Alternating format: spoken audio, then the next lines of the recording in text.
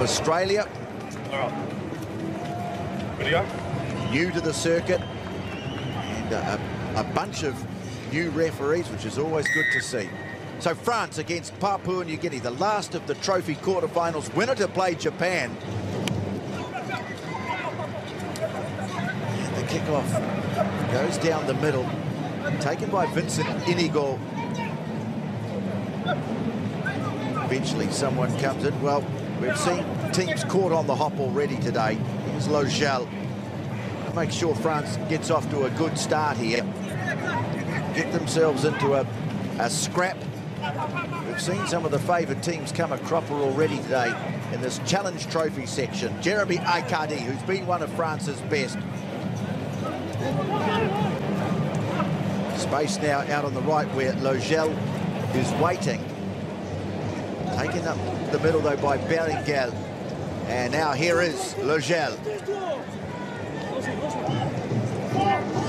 And it is his 24th birthday tomorrow. Jonathan Logel. There's a familiar tale, Tony Johnson. Yesterday, the Papua New Guineans struggled with their missed tackles. Already they've missed 3, and we've only been going a minute and 15 seconds. So that's their worry. They've got to connect with shoulders, not just arms. Here come the French. They know if they can hang on to the ball, they will score. Vincent Inigo took the tap, the man wearing the jersey normally worn by their great skipper Terry Burawa, who's missed this tournament altogether. There he is, Inigo in the action again. Logel, wrap around from Beringel, trying to create something out on the left-hand edge. Barak. Butterfingers early on from the French, and a great chance to open the scoring goes begging. Oh, that was a golden opportunity. Just the hand there. I don't think it was a knock on until the supporting players pummeled it. Could have just kept it on the toe and pounced on it. Papua New Guinea have not had the ball yet. Defence ain't their strength. It's when they have the ball in hand.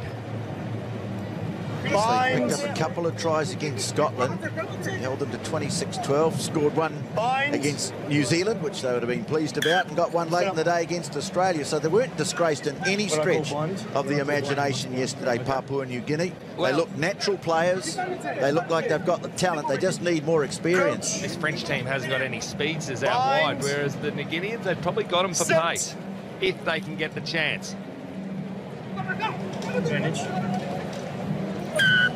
Before the ball's out.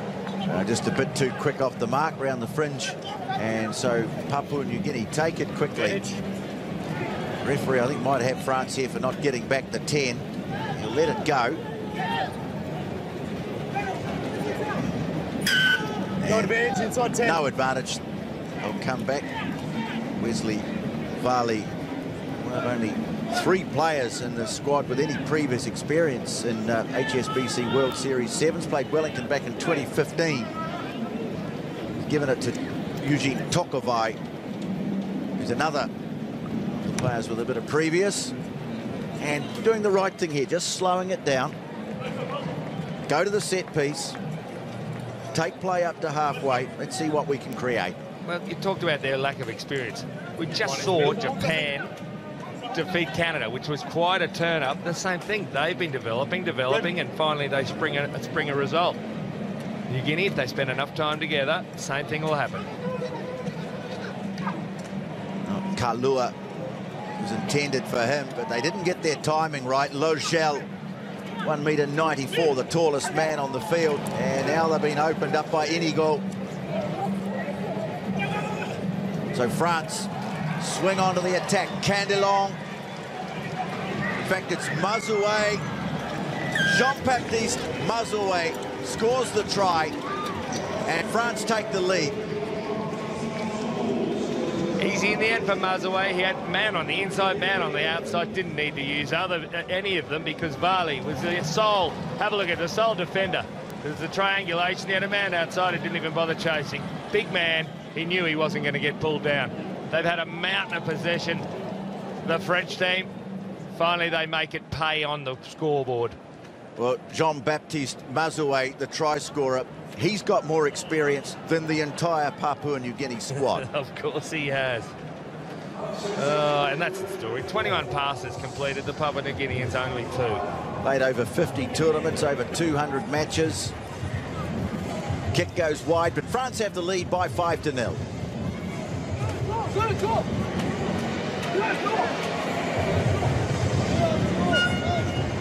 Try scoring has been a bit of an issue for France the last couple of weeks. They only got 11 in Wellington and battled yesterday. They're not scoring those easy tries that they once did, especially with Terry Barura in their team. They're finding it very hard. They're not an efficient try-scoring team anymore. Barak, he's been one of their better players, the former track athlete Logel.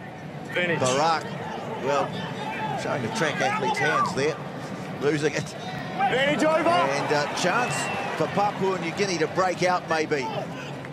Kalua, Kapana. Well, guys, just having a bit of trouble bringing it under control, but Daniel Opa is there. Advantage. Picks it up, goes again. No clear release. I wouldn't say their structure was defined too clearly. The Papua New Guineans, a lot of one-out stuff. Have a go. Problem is their breakdowns aren't great, so they need to get into the backfield and use their natural flair at running. William Tirang. Advantage. And then I think Henry Kalua, the captain, losing the handle on that. And so Berenguel has it for France. Little stab through. Got a shoulder check too on the way through. And having to go back. Kapana needed to go down on that. Now he gets back to his feet. And eventually the kick sails downfield. And, well, the French... Interesting. What's going on there? Still got time to go in the first half. As far as I can gather, these 2 big screens are the biggest in the Southern Hemisphere. And if he can't see how long there was to go, there's something wrong. I think he's just been mistaken. A little fatigue.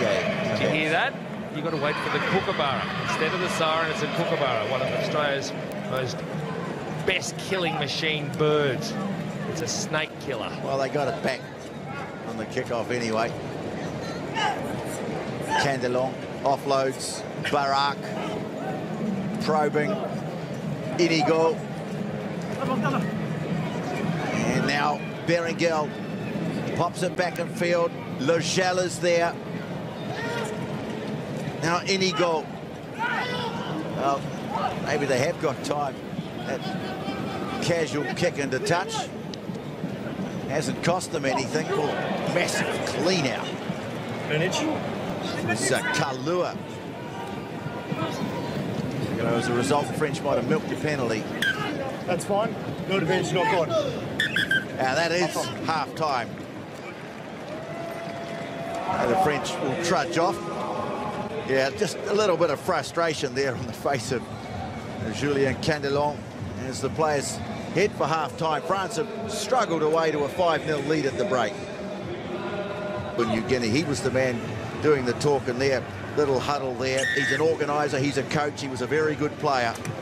Well, Will Genia, of course, is Papua New Guinean, the Wallaby halfback, and his brother's the general manager of Papua New Guinea Rugby Union. Advantage over! Brother Nigel, another brother Nigel, also played for them. I think there's a female relative who's a writer too, covering the game. If they can make these tackles stick, the second half will be a lot better. They missed 7 in the first half, but they had rare attack. Well, despite the wrecking ball efforts of Jean-Baptiste Mazoé, Papua New Guinea emerged with the ball, and the opportunity here, well, it would have been. It's a Sydney Harbour Bridge pass, that one. Went sailing into touch, and a promising opening is closed very quickly for Papua New Guinea. Yeah, there's no risk there. They're going to take it easy, unfortunately. The effort didn't match the ambition. Let's go. You hold that. So Stephen Pares has come onto the field, one of the full-time pros, one of the first, in fact, in France to really dedicate himself to the 7-a-side game. Stephen Pares, he was in good form in Wellington. Left out of the starting 7 for this game. He's working a little tricky move with Berenguel at the front of the line out. Looking for their second try, France. They've had to work. Aikadi. Now, Candelong. Been in these situations before, Candelong. Not a good pass. Logel back towards his own 22, fights to get it to ground. Perez looking to roll the ball out of the breakdown, and a little dab on the short side. Closed down by the Papua New Guinea defence. Opa was the man who made the tackle. Mazue pops it back in field. Here's Beringel. But, getting in the way was Emmanuel, guys, for Papua New Guinea. Good pressure too. Good line speed on defence, and eventually they force a penalty. I'm sure we'll replay it, but there was a after the error there was a lovely kick to the head. Didn't knock him around, Kapana. Good defence. He came out of the line. Yes, he's the young fella in the team, Gairo Kapana, 20-year-old, plays in the central region, Papua New Guinea. I remember talking to people who've been associated with Papua New Guinea. Shane Howarth coached them for a while. I know Sarevi was there. They always felt the potential is there. Come from similar origins as the Fijian players. If you're not from Port Moresby, it's such a wild, mountainous country and hard to get around. It's hard to commit to a team. It's a big rugby league country. As I say, there's a lot of natural ability about them. A lot of these boys go to boarding school in North Queensland and Brisbane, so they've seen rugby. Here they go, Kapana. Yeah, nice turn-back ball from Arthur Clement. By Cardi. Well, Cardi's offside. You're either offside or you're not. If he was there, he should have played at it. But anyway, play carries on, and now they've got advantage. Lacafear's on the field for France. What can he spark? Nice ball in field. And Beringel, Bastien Beringel, scores the try. Finally, they've broken them down. Playing under advantage. Yeah, took advantage of an error by the Papua New Guineans. Midfield, ball went down, pounced on by the Frenchmen. They're a lot more experienced, and they're no faster, that's for sure, but they're able to take advantage of the errors. A nice moment for Bastien Beringel on debut. Lacafear with a nice offload, and the man from Pau. It's a real rugby country in the heartland of France, that. Yeah, Lacafear's aggression was telling there. Busted through the tackle, and again, a familiar tale. The missed tackles are doing them no favours, the New Guineans.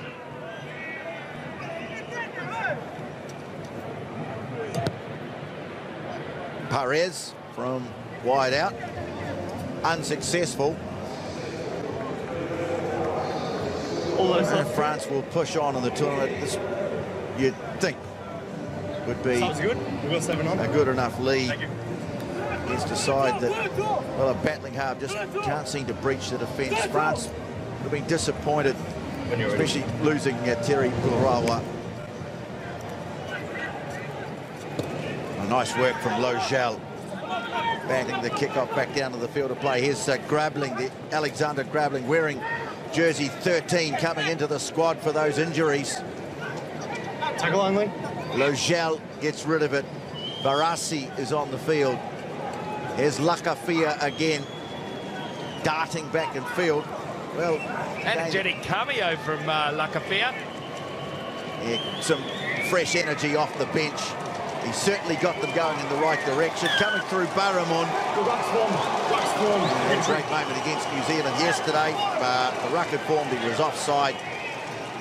It looked so tempting, the ball just sitting there to come around. I was looking at the other man, I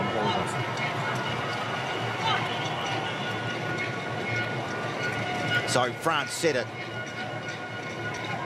to finish the job off here and move into the semi-finals of the Challenge Trophy, where they'll take on this morning's giant killers, Japan.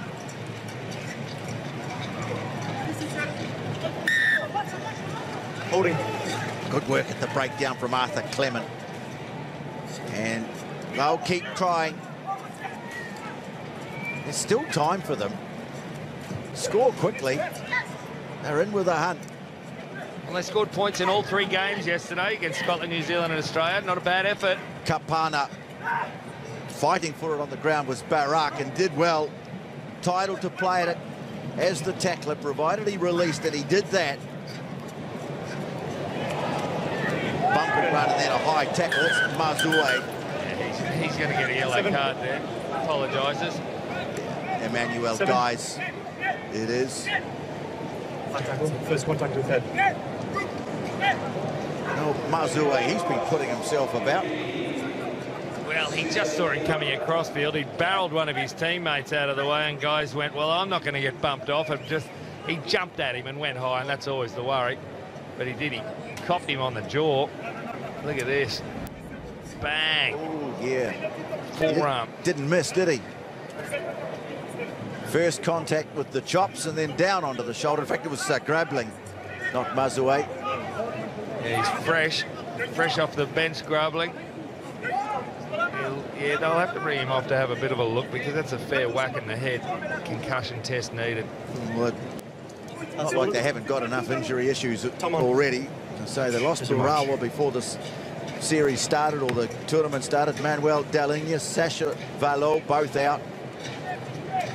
Down to 11 players, and they might be down to 10 now. It's going to make it tough. Plus, they've got a man in the bin. Please. 12. Perez. 12.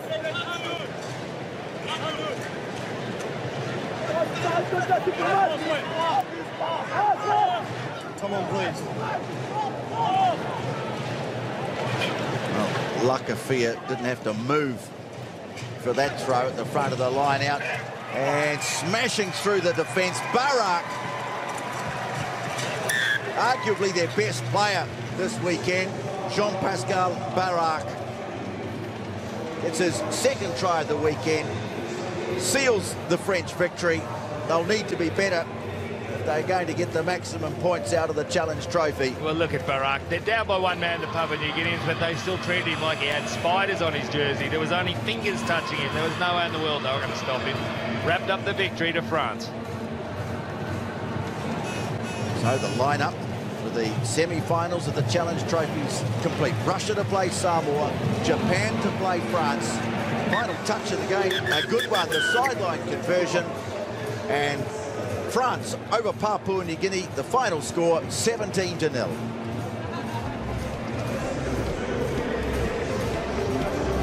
Well, we go now into the business end of the tournament.